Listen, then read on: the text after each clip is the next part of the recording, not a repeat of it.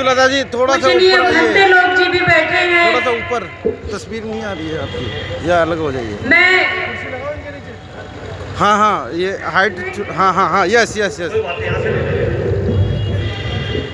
मैं उन लोगों का बहुत ही आदरपूर्वक सम्मान करती हूँ। जैसा कि आप लोग जानते हैं, आज हम लोग यहाँ धामपुर बिजनौर के पावन धरती पर इकट्ठा हुए हैं एक नए संदेश, नई जानकारी को लेकर के लोगों तक पहुँचाने के लिए, लोगों को जागरूक करने के लिए। आज का हमारा विषय है संविधान जागरूक। संविधान हम लोग जितना ही पढ़ेंगे, जितना ही जानेंगे, उसकी गहराइयों में जितना उतरेंगे, तभी हम लोग आगे बढ़ पाएंगे और इस देश पर शासन कर पाएंगे। अन्यथा हम लोग भीड़ के साथ चलते चले जाएंगे, किसी दिन उसी भीड़ में गुम हो जाएंगे। और मैं आप लोगों को एक बात और बता देना चाहती हूँ, बहुत ही खुशी की बात है और हमारे लिए बहुत ही गर्व की बात है कि सुप्रीम कोर्ट में जस्ट सामने ही बिल्कुल एकदम बाबा साहब का जो स्टैचू लगा है वो एडवोकेट के वेशभूषा में ही लगा है।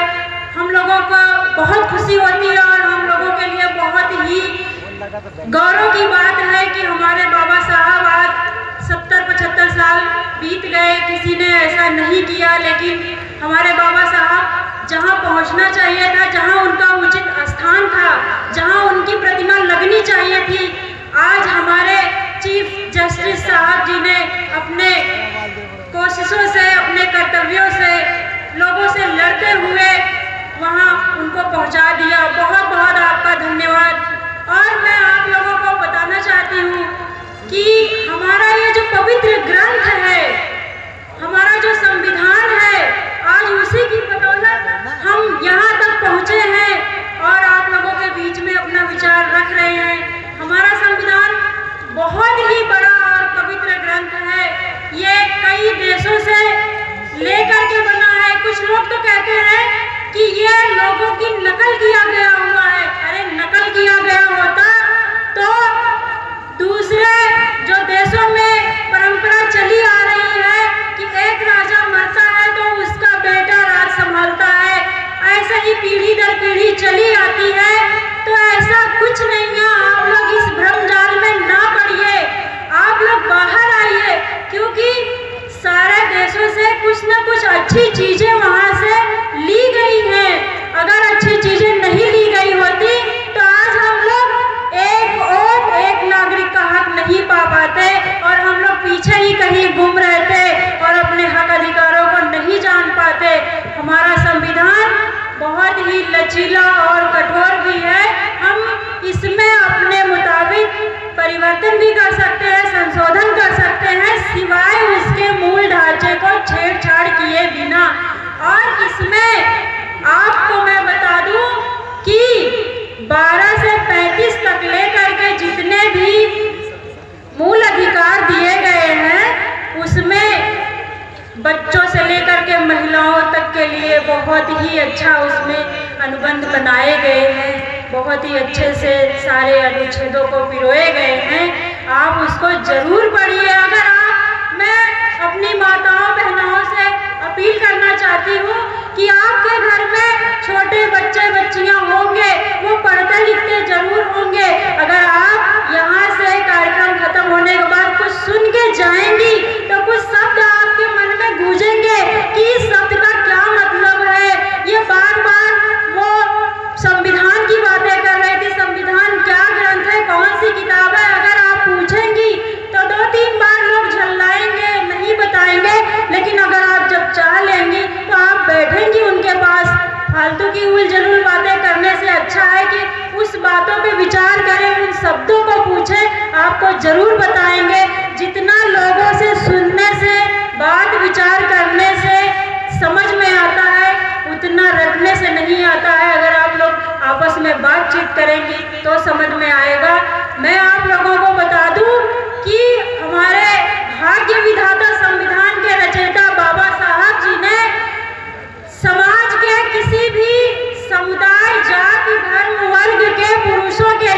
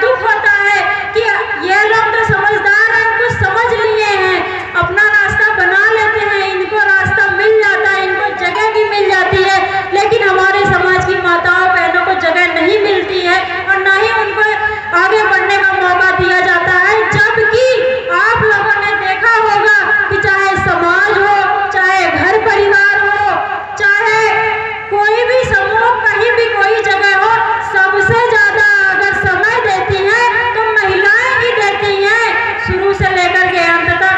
अगर घर है तो घर में लोगों के आने के लिए, अतिथियों का स्वागत सरकार करने के लिए, खाना बनाने के लिए, बच्चों को देखने के लिए, उनको खिलाने पिलाने से लेकर के सुलाने तक का सारी जिम्मेदारी औरतों की रहती है।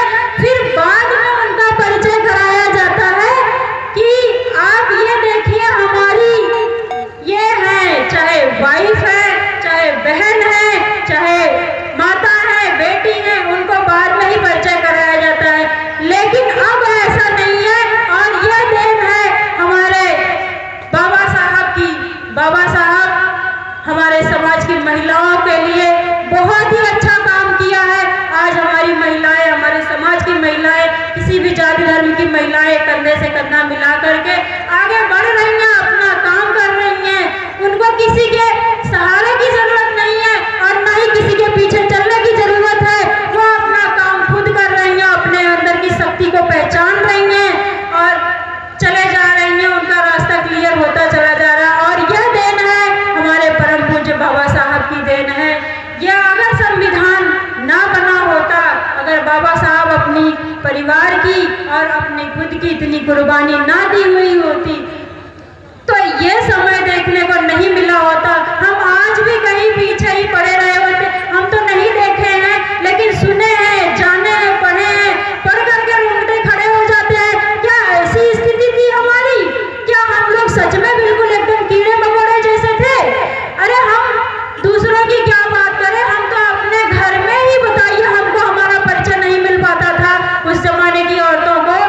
लेकिन बाबा साहब की देन है कि हमारा परिचय आगे आता है। सबसे अच्छी बात है, गर्व की बात है कि महिलाओं को अब उनकी पहचान बनाने के लिए किसी पुरुष की जरूरत नहीं है। लेकिन है जरूरत, लेकिन ये नहीं है कि हम उसी के पीछे चलते चले जाएं। मिल करके काम करेंगे तभी हमारा समाज आगे बढ़ेगा, हम आगे बढ़ेंगे, हम देश पे शासन करेंगे। अन्यथा हम लोग ऐसे ही बटे रहेंगे, समाज में चलते रहेंगे तितर बितर होकर के, तो हम ऐसे ही छोटे मोटे संगठनों में बटे ही रह जाएंगे। भीड़ का इकट्ठा होते रहेंगे, कहीं कोई बुला दिया, कहीं कोई बुला दिया। जब तक हम अपने वजूद को समझेंगे नहीं, जब तक हम अपने वोट की कीमत जानेंगे नहीं, हम अपना वजूद नहीं समझेंगे, तब तक हम जो है अपने देश पे राज नहीं कर पाएंगे, बिल्कुल नहीं कर पाएंगे। इसलिए हम आप माताओं बहनों से अपील करना चाहते हैं कि आप लोग ज्यादा से ज्यादा समझने की कोशिश करिए, लोगों में बैठिए, जानिए, तब जाकर के आप अपनी कीमत, आप अपने वजूद को समझ पाएंगी। हम ये नहीं कहते हैं कि आप लोग केवल